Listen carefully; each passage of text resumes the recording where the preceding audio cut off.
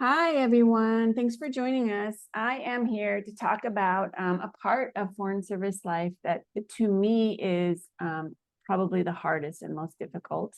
And I am Mhm. here with my fellow blobber and fellow parent coach, Sharoya.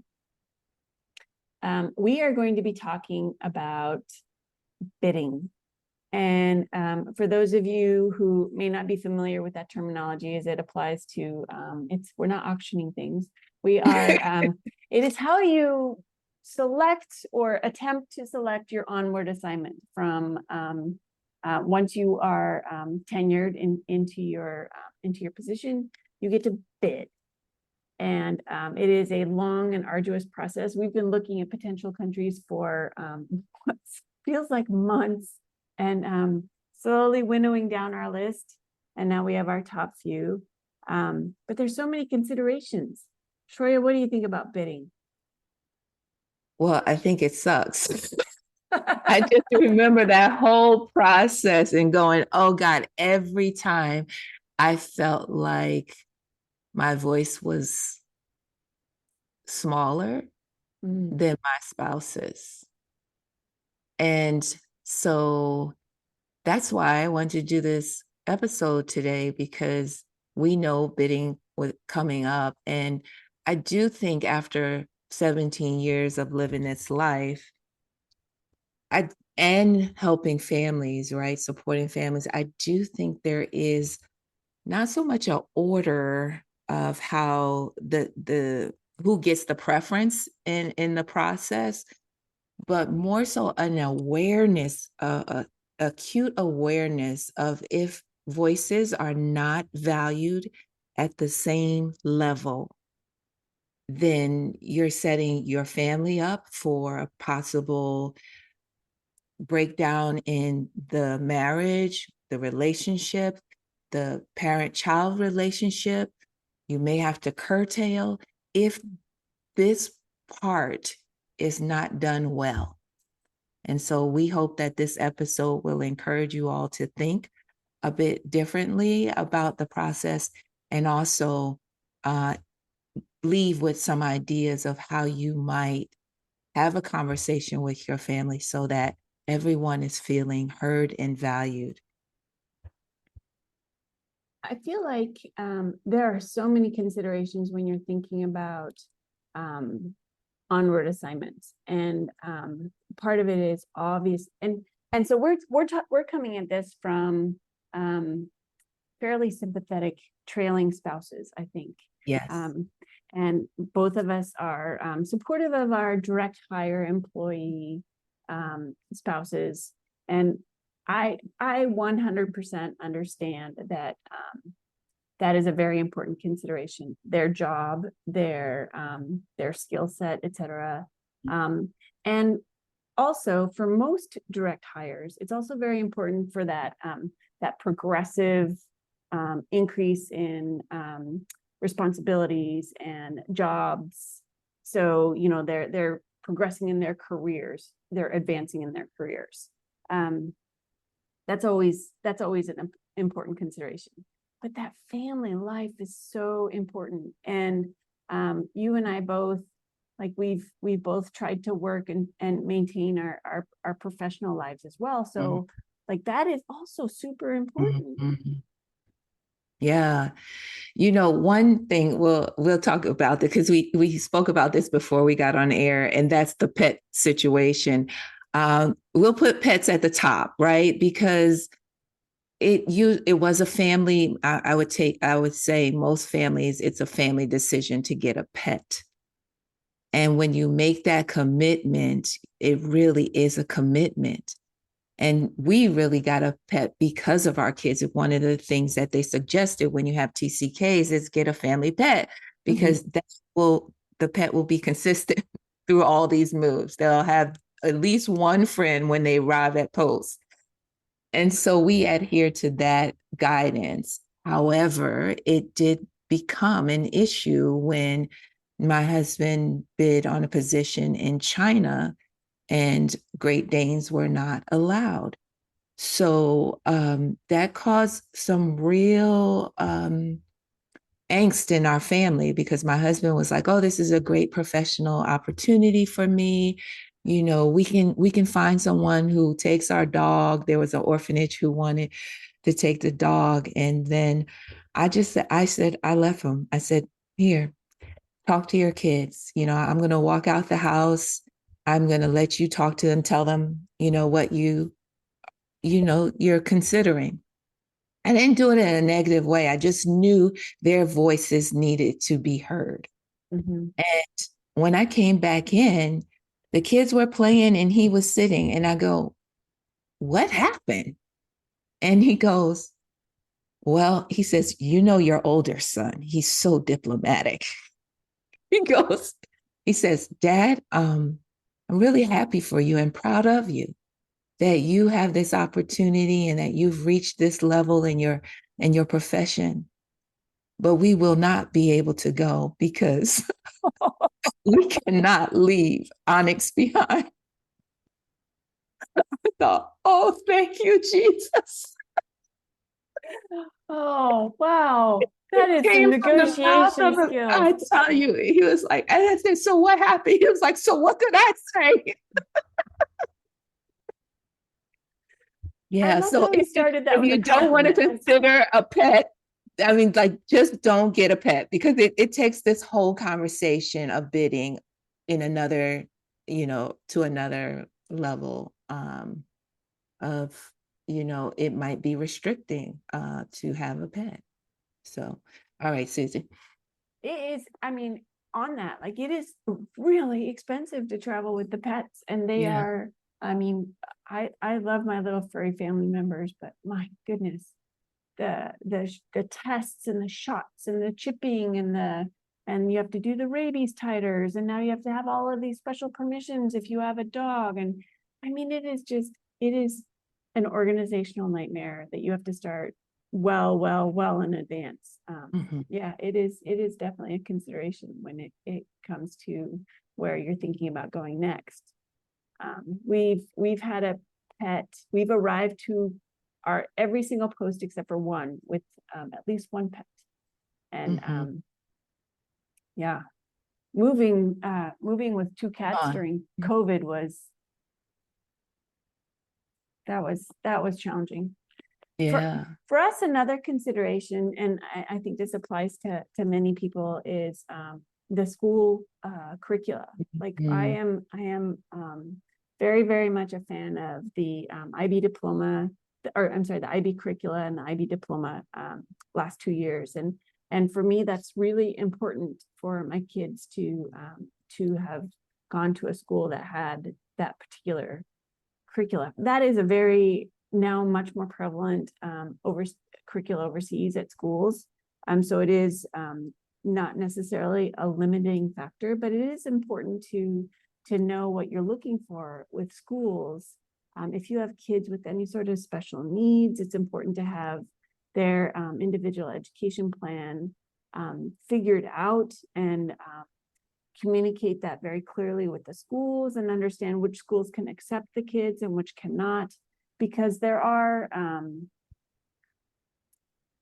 schools never turn down a student unless they don't think that they can't meet the needs of that student if they have the space available, right? So if they have the space available, they will take the kid. But if they can't meet the needs of that learner, then it's really important to understand that that might be a limiting factor on bidding on a country that maybe doesn't have the schools that can meet the needs of your special needs student. Yeah. Susie, before we go to the kids, I want to jump back because I do think this preference after the pet, I can't believe we're putting pets before humans, but because of the impact it has to the whole family. But then the spouse, right? The supportive spouse. I think I would love to just encourage, based on my experience, supporting spouses to sit down with themselves and go, "What is it I want? What is it I don't want? And what do I need?" Those three things about the next post. Just have that self talk and write it down like, "I want this to be there. I don't want to have to deal with this there." And what I really need is this. And then speak to your spouse. And to the direct hire, I want to say to you, I think, and I encourage you to listen to those needs, wants, and desires, and then go and do research about all of those countries and see if your spouse's things are there. I mean, take some of that from them, like, because your voice or your profession is forefront. There needs to be some indication that you so value them, that you are invested in what they want. Because what is going to happen ultimately, if you have kids, they're going to put the kids' needs in front of theirs. Of course. So again, it's like a double whammy. I'm putting my need, we know that we have to go where the direct hire has opportunity, right? We definitely now we want to go where it's best for the kids. And then that supportive spouse just gets pushed and pushed. And sometimes they are not in tune. They are not going to take the time to listen to their own voice. So I think making it a habit that this is how we do it during bidding. We have these countries. I need to find out what my spouse wants, needs, doesn't want. And then you're going to take it upon yourself, direct hires, to go and find out some information as the spouses do, the supporting spouses should do for themselves as well. But it makes for a great moment of connection when you both come back together to have a conversation that is centered just around the supporting spouse. What do you think about that, Susie? Valid points.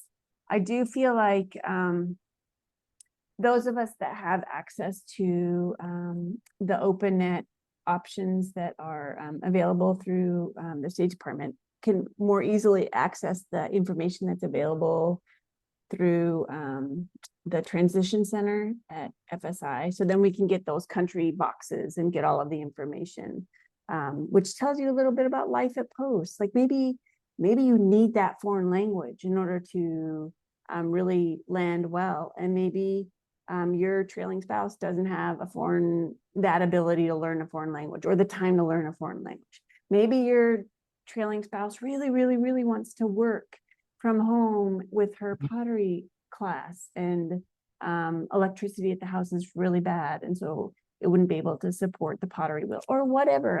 I'm totally like drawing random straws, but you're right. Like it is so important that those of us who are trailing spouses also have our needs considered. And I do feel like most countries, you can find things that will mostly fit your needs, but there are definitely better fits than others. And too, like if your trailing spouse is very close with their family members who are stateside, a parent, potentially maybe an aging parent or something, then, if you're posted to, for example, China, it's a really long trip back. That's really hard on that trailing spouse. Maybe they want to stay employed and that the time difference is just too great between their place of employment and whatever countries you might be looking at. I mean, these are all really important considerations. Now, we've also talked a little bit in other podcasts about the different medical clearance process. If anybody in the family, if the trailing spouse has any sort of like medical considerations, now it is possible to go to posts with not a 100% clearance. But then you have to find the solutions for yourself in order to maintain your health, your level of health and any sort of treatment that you might need. So it's all really important homework to do. It is. And I think too, I'm gonna squeeze in there, the level of fitting in your everybody will have to do, because that is huge. If you have something, you're a family member who has an issue that is not really the environment at that country is not accepting of. It could be color, it could be religion, it could be language, it could be sexual orientation. I mean, whatever the case may be, we need to make sure that everyone in the family can be accepted as much as possible in the environment you're moving in, because that level, when some people in the family are having a problem and this one is really challenged, what we're trying to do here is be preventative. So you want to make sure that you're not moving to a place that has all kind of ideas about maybe that will cause them to treat a member of your family not well. Right. Obstacles to building community. Yeah, I mean, that is such a good point. It is so important to be able to find that, everybody to be able to find that space. I think that, I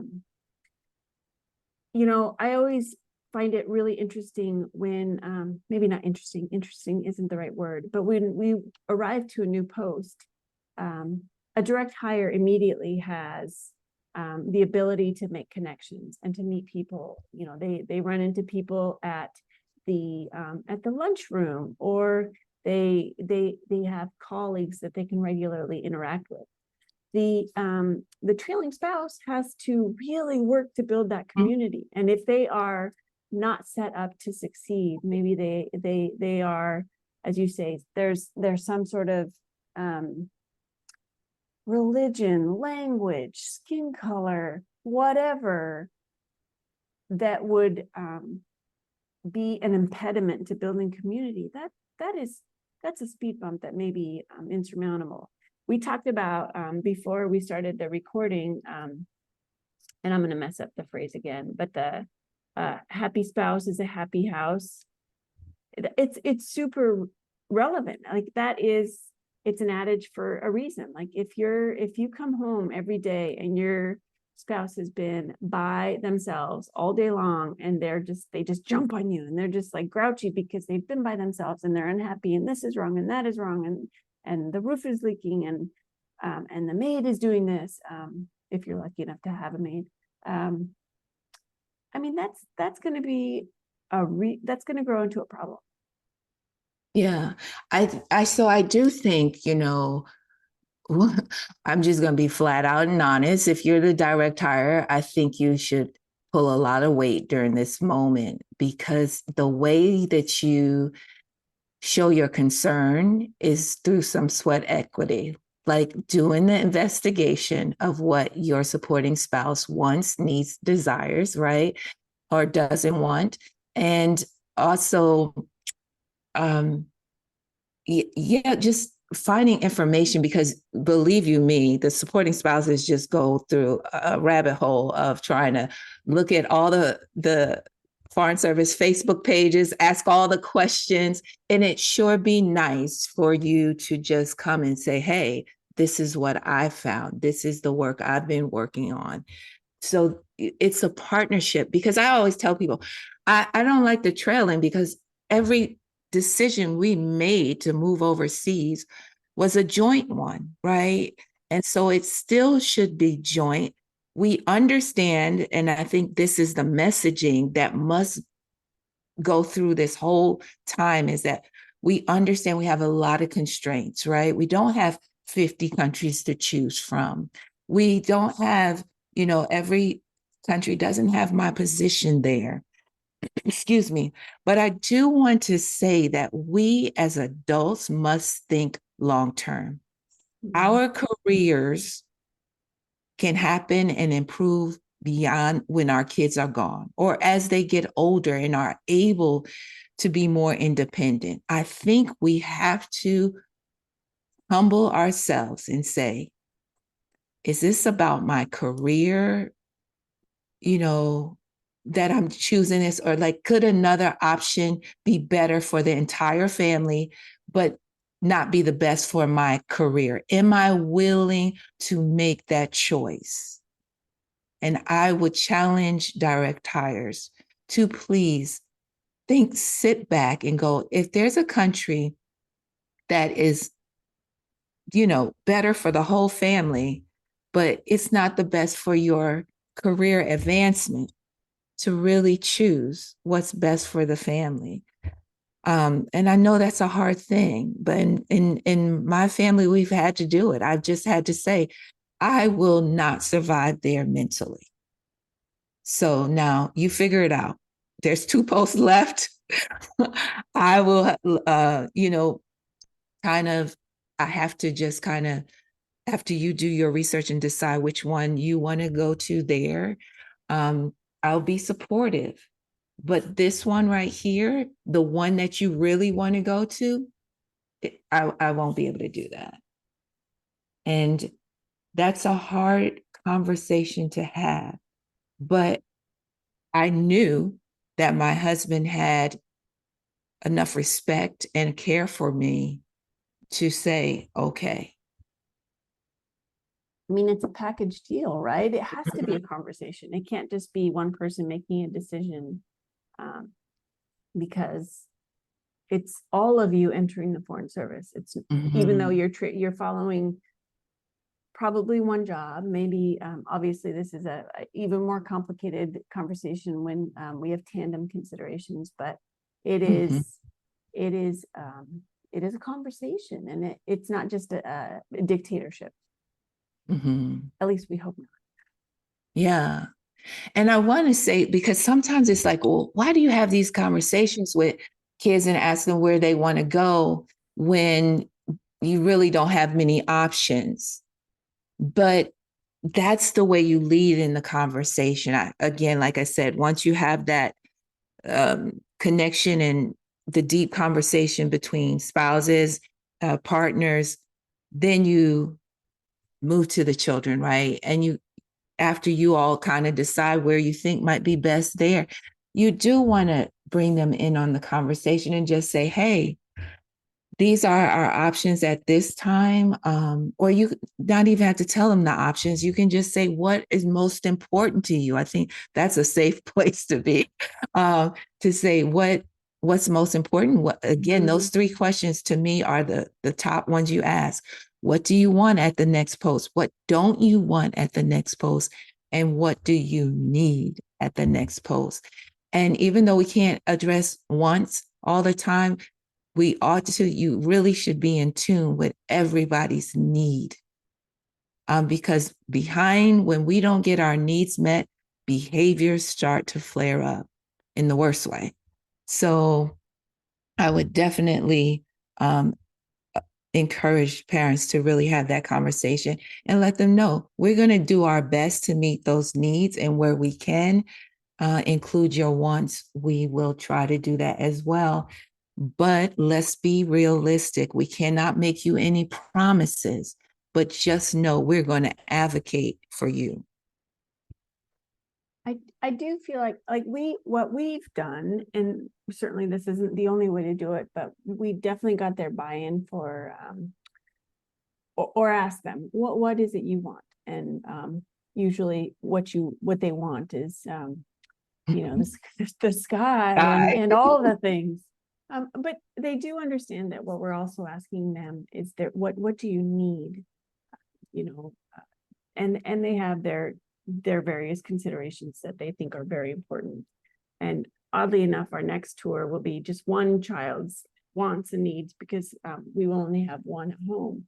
But then as we start to look at what our possibilities are, and we're winnowing down the list, what are realistic top 5 to 7 posts, what might be, that's when we really start sitting down with them and talking about all of them, and getting their their buy-in for what they consider, ranking order on those, what of these, helping them to really get excited about it, because that's really how you land well, right? You start really getting excited about where you might go and what's great about it and what sorts of possibilities there might be there.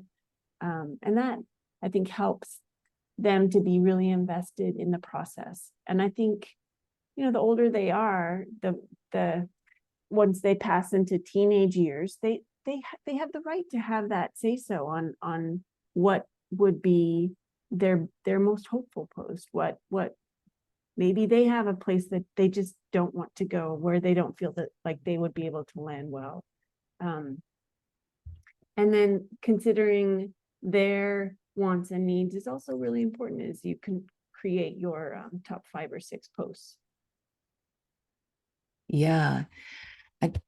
I do think I want to just add another thing. I'm Hoorah's team for supporting spouses today and helping supporting spouses or partners around the globe get what they need. And career wise, I think they really need to ask themselves a question like, because that feeling of feeling like a failure, your career is not advancing, and all you're doing is supporting others in the family. And I remember I had a conversation, I can't recall his name, but an EFM who left his career, became a supporting spouse, was trying to find little jobs within the community that don't value his total background in professionalism and how demeaning that is. And what do you do to direct hires to really show that you care? You might not understand, but so I'm going to help you try to understand that when we're home supporting everyone and doing jobs at the embassy, many times they're not fulfilling. And we wonder, will we ever get back on track? And so I think it's important for the direct hire to say, hey, let's think about your career for a minute. Like, I know we're doing this, but have you thought about how you want to advance your career? And have a great conversation about that. You might not be able to fix it in the moment, but just for the partner, your partner, to know that you care, and if there's any way you can support that. Now, all of us have started our own businesses on the Big Purple Blob. All of us are coaches, and so we travel with our business. But I know, Susie, you've been working within the embassy community for a long time and have found some, I suppose, satisfaction there. So maybe you can speak to that. How does a partner find satisfaction in career advancement? I mean, that's a really great question. And I mean, I do love my job at the embassy. But what really brings me joy and happiness is the time that I get to invest in the stuff that like really speaks to me, and that is that the health and wellness and parenting stuff, because that is really where I feel like I contribute. It's hard. It is hard to stay on a professional advancement track if you are a supportive spouse, because that relocation, and you know this, when you move to a new country, you have to reestablish your client base. If you want to have in-person clients, you have to reestablish like I try and contribute a good bit at schools, and it takes a while to reestablish your credentials and for them to call on you for that sort of thing. And so every single country, you have to get your feet under you again. And it's after some time, after so many countries, it can be a little frustrating to try and continue to reestablish that. Continuing to work at the embassy, I think many supportive spouses will agree with me that oftentimes you accept a position that is not in your field just because you have a particular level of a degree, and so you qualify for that particular position. You generally don't get the training that you would require in order to really excel at the position, And then you learn the job. And then if you're, depending on how long it is before you move, then you move before you really excel at the job. And so it can be a little frustrating. I've been super lucky, especially here at this country, because we've been here long enough that I feel like I really know my job. But and I was looking to see if this particular position is available at our next top countries, and it's not. Mhm. So, you feel like, okay, well then all that is for nothing. And so, and that is unfortunately the way it works with EFM employment at the embassy. You have a limited selection for what is available, and you have to take what is available. It's not like they're going to create a new position just because you're an amazing person at this country, at this post, doing whatever job. So you have to learn that is, for me, I learned that just doesn't define my worth. That is not who I am. And while I will do and work my hardest and try my hardest and do my very best, it is not how I define myself. And that's unfortunately something that comes with age, though, and experience. That's not something that young people are probably really willing to just be like, well, but I have this thing that I do on the side for free, and I'm good with that. That's not usually something that people are accepting and happy about. So, I mean, you have to find, as a supportive spouse, as you follow your direct hire employee from place to place, you have to find what really is important and what you need, as you were saying. And Mhm. sometimes that's not a paying job. Mhm. And then, I want to throw in normalize couples therapy, because this is a great time to consider. And it'd be nice for the direct hires. I told you, direct hires, I put a lot of weight on you guys. Because I don't think sometimes it's not as easy to see the weight that your supporting spouse is carrying. Usually they do the job so well. I think about the guy that I was interviewing before, and oh my God, he was such a great parent with his daughter. But he shared with me, just the constant, being on call, on duty all day with his toddler, how stressful it was. But, when the direct hire comes, we've generally gotten ourselves together and are so looking forward to an adult conversation. So they don't really realize how hectic the day has been. But back to the point of, I think it's a time where you can just say, hey, why don't we just, go see a therapist, maybe 2 or 3 visits as we navigate this, to make sure that we are treating each other well, that we're understanding where each other are coming from. It's so great to be preventative than to have to find yourselves down the line trying to have a divorce during this whole process, or breaking up, and the kids are um, are having to go through that. And it's real. I just want people to understand, like, you might step out and have great intentions and try to do your best, but having support, you can have never not have too much support. I don't know if I said that was a too many double negatives, but anyway, it's great to have support during this process. I want to bring up a book and suggest that people read this, called Holding the Fort Abroad: Living and Parenting Abroad with a Partner Who Works Away from Home. Now, this one is a book really to support split parenting. So when you have a tandem assignment, and well, I don't think it's tandem when you are in different locations, right? What do they No, call that? No. Okay. So they when call that you a crappy assignment. are crappy assignment, you're both direct hires and you're split. This Yes. is a great book to have. I'm going to, again, Holding the Fort Abroad by Rhoda Bangerter. The reason why I recommend it for everyone, particularly those joining the Foreign Service in their